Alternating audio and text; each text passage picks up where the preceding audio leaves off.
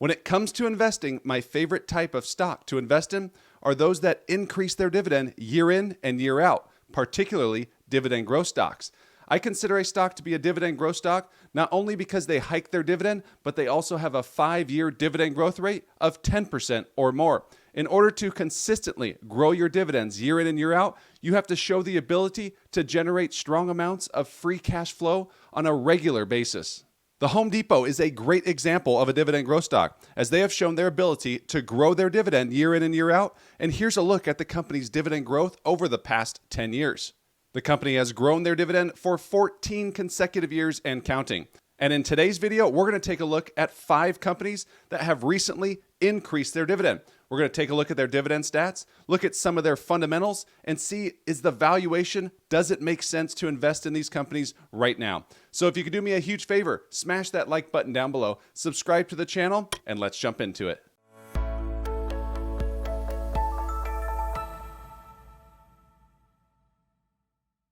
Hey everyone, Mark Roussin here, back for another video. As always, I'm a CPA and not a financial advisor, so please do not take this as financial advice.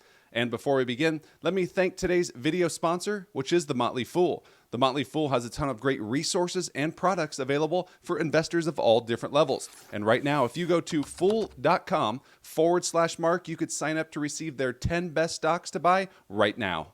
All right, now let's get back to our video, taking a look at 5 companies that have recently increased their dividend. We're going to start with the company that has increased their dividend the most in terms of percentage. And that first dividend stock is Pulte Group, stock ticker PHM. Pulte Group is the nation's 3rd largest builder, with a presence on both the West Coast and the East Coast. Pulte Group currently has a market cap of $20 billion, which trails the likes of D.R. Horton and Lennar. Over the past 12 months, shares of PHM are up a staggering 100%. They have doubled here in the past year. Home building stocks have been on fire here in 2023 because when it comes to brand new homes, new construction, the home builders can't build them fast enough. This is due to the very low supply that we have here in the US. However, when you turn to existing home sales, those are going in the opposite direction, as we just saw a 13-year low in terms of pace of sales.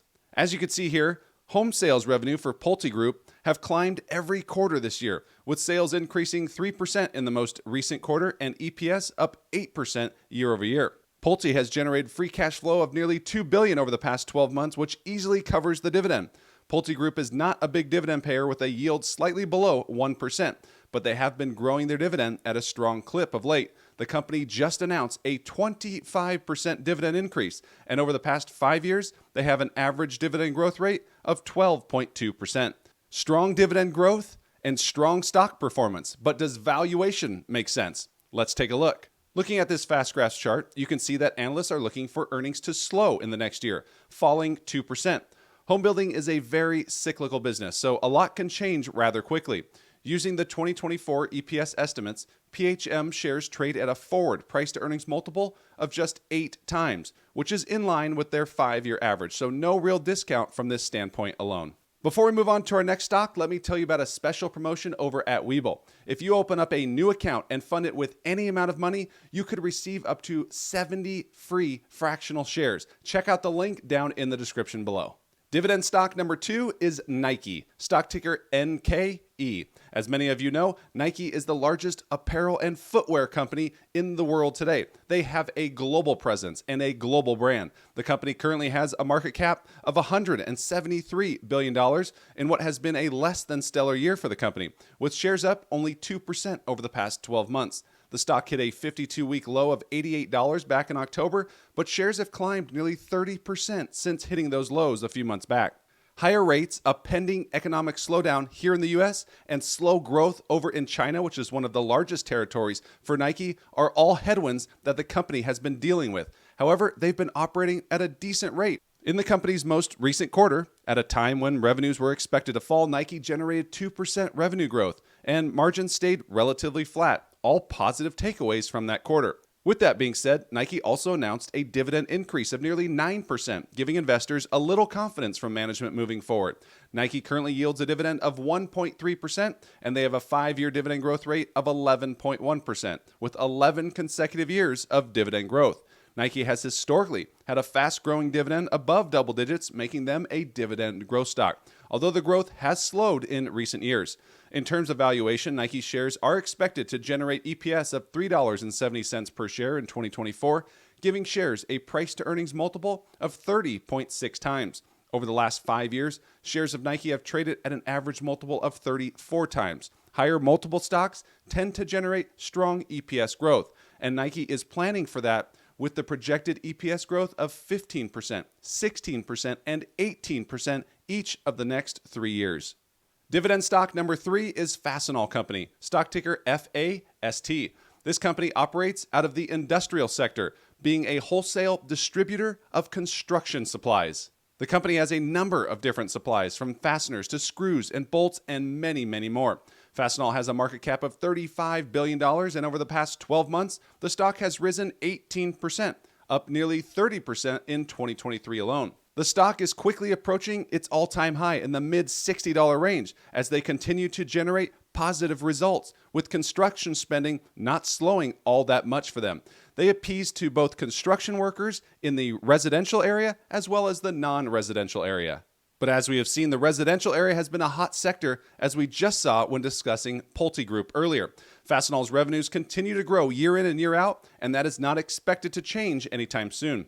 In terms of free cash flow, the company is expected to surpass $1 billion of free cash flow here in 2023. Looking back at last year, all of 2022, the company generated $767 million in free cash flow. So we're seeing that continued free cash flow, and free cash flow is exactly where dividends are paid from. So that gives me confidence as an investor that not only does the dividend appear safe, but there's also plenty of room for it to continue growing in the years to come.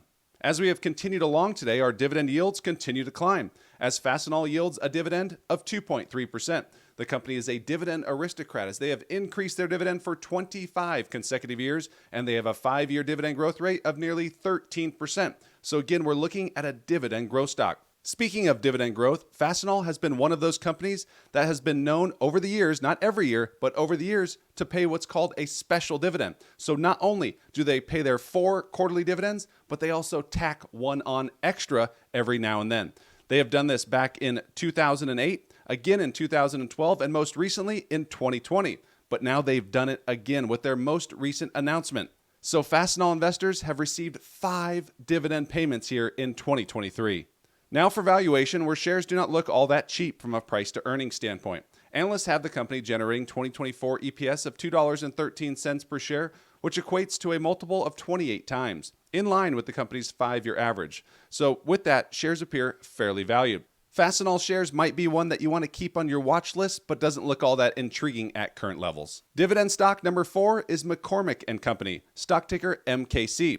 All right, now let's spice things up a little bit. Literally, McCormick is the world's largest spice and seasoning company. If you are anyone that barbecues or cooks every now and then, you have likely used a McCormick seasoning. McCormick currently has a market cap of $18 billion. Food products and supply companies have not performed all that well in 2023, and McCormick's is no different, as the stock has fallen more than 20% over the past 12 months. Unlike the first 3 stocks that we've looked at, I do have some real concerns when it comes to McCormick.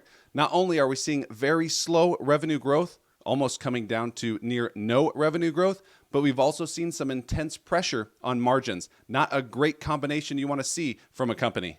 The free cash flow from the business, though, has been healthy, but they have used a lot of that over the years to make acquisitions that are yet to pay off. For years, free cash flow has been growing for 8 consecutive years, but that has fallen and fallen hard each of the past 2 fiscal years. In terms of the dividend, MKC recently increased their dividend by nearly 8%, which gives the stock a dividend yield of 2.6%, our highest yield so far today. The company is a Dividend Aristocrat with more than 36 consecutive years of dividend growth, inching closer towards Dividend King status. The company has a 5-year dividend growth rate of 8.5%, so the latest dividend hike was pretty much in line with recent hikes over the past 5 years. Looking at valuation, given that shares have fallen as hard as they have, I would expect a bit of a discount here compared to its 5-year history. Analysts are expecting the company to generate EPS of $2.88 per share in 2024, which equates to a forward price-to-earnings multiple of 22.9 times, well below their 5-year average of 31.6 times. A PE multiple should never be used alone when valuing a stock. You want to put a sum of the parts together. But right now, this company has a very low PE ratio compared to their historical average, but it's one of those companies that has a low PE ratio for good reason. Revenues are coming down, or slowing, I should say. Margins are way down over the past 5 years or so. Free cash flow has fallen off 2 of the last 3 years. So there's really some concerns, and I want to see this company turn it around before I look to invest my hard-earned money into a company like MKC. That gets us to our fifth and final dividend stock of the day, which is Merck & Company, stock ticker MRK. Merck & Company is one of the largest pharmaceutical companies in the world today. And if you have been staying up with the markets, you know that the healthcare sector has been one of the worst performing sectors here in 2023. On the year, shares of Merck have fallen 7%, and they currently trade with a market cap of $262 billion. Merck is one of the 30 components within the Dow Jones Industrial Average. The company's best-selling drug is Keytruda, which has been one of the top 3 best-selling drugs over the past few years. Looking at this chart, you can see how their revenues have exploded over the past 5+ years just for this one particular drug. In 2018, sales were just $7.17 billion, and at the end of 2022, they exploded up to $20.94 billion. Keytruda is expected to take the top-selling drug title here in 2023, and within the next 5 years, Keytruda sales are expected to surpass $30 billion. There's a lot to like when it comes to Merck, not just with Keytruda. They have a loaded pipeline, a strong management team, and they remind me a lot of AbbVie, who had the top-selling drug for a number of years with Humira.